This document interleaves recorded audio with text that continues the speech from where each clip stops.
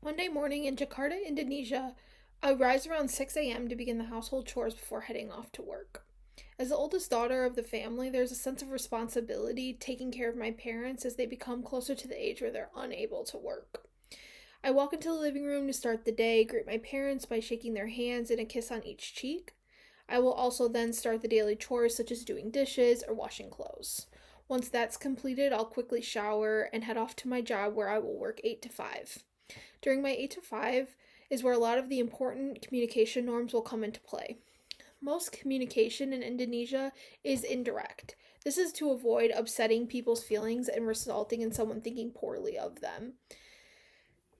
According to the Cultural Atlas website regarding Indonesian culture, saving face is important. It helps protect the self worth and peer perception. It also affects the way that a person communicates with people because they typically wouldn't say how they really feel. The AFS USA website, people in Indonesia will ask for things indirectly as well. They're only going to ask for something if they know that they're going to get a yes. They don't do this to avoid embarrassing themselves if they were to receive a no. Receiving that no could potentially harm their self worth, and it could also affect the way that someone views them if they were to ask for something that was unreasonable.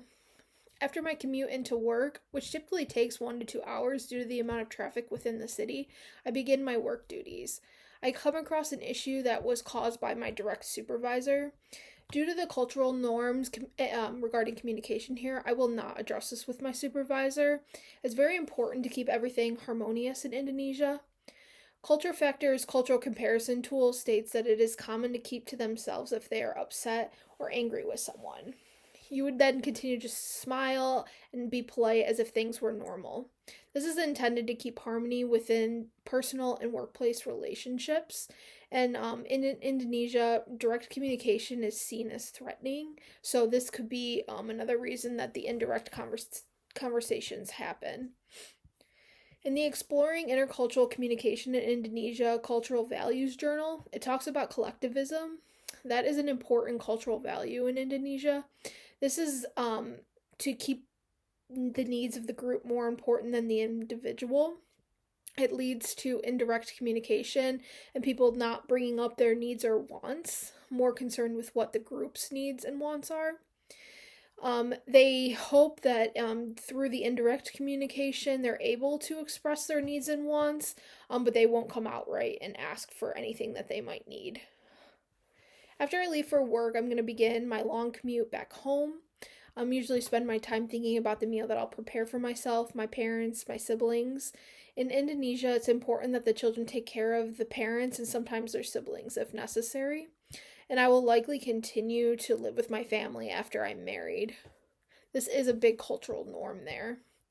While I prepare for dinner, I recognize the importance of communicating non-verbally within our culture. In the Cultural Atlas, there is a big importance on verbal cues. Different things like silence during conversation is important. It shows that you're giving a lot of time and thought to the response that you're giving.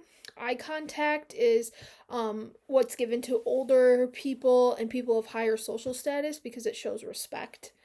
Your left hand is considered unclean, so you don't shake hands or wave at somebody with your left hands. Another thing could be placing your hips on, hands on your hips could be signaling anger. Exploring intercultural communication in Indonesia, Cultural Values Journal entry talks about nonverbal cues being used to avoid saying no. You usually use verbal cues to indicate a disagreement. Just like I was saying, placing hands on your hips could signal anger.